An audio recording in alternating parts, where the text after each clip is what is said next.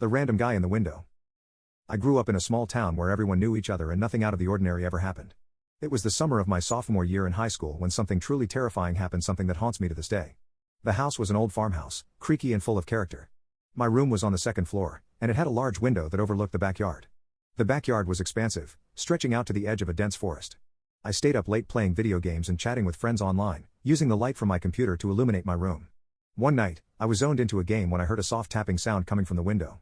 At first I thought it was just a tree branch or maybe even the wind, but the tapping continued, growing more insistent. I paused my game and turned to face the window. My heart skipped a beat when I saw the silhouette of a man standing just outside, staring directly at me. This man, he was tall and gaunt, with unkempt hair and hollow eyes that seemed to pierce through the glass. I froze, my mind racing. How could someone be standing outside my second-story window? My heart pounded in my chest as I slowly backed away, not daring to take my eyes off the figure. I wanted to scream for my parents, but I just couldn't move. The man continued to tap on the window, a sinister smile spreading across his face. I finally mustered the courage to run out of my room and down the hall to my parents' bedroom. I pounded on their door, my voice trembling as I called out to them. My dad opened the door, groggy and confused.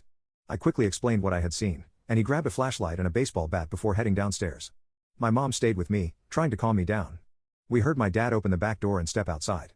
The minutes felt like hours as we waited for him to return. When he finally came back, he looked more perplexed than worried. He said there was no sign of anyone outside, no footprints, nothing. He assured me that it was probably just a figment of my imagination or a trick of the light.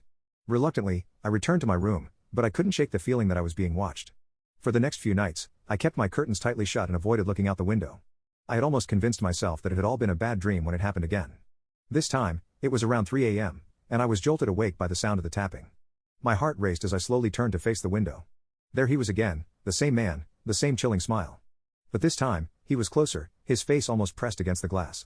I could see the wild look in his eyes, and the tapping grew louder, more insistent.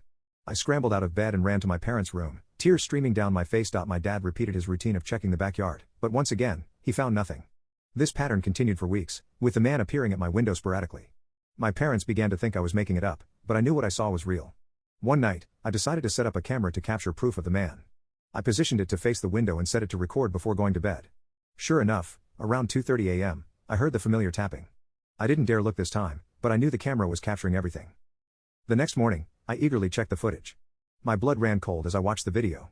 There he was, the man, standing outside my window, tapping and smiling. But what terrified me the most was the way he moved.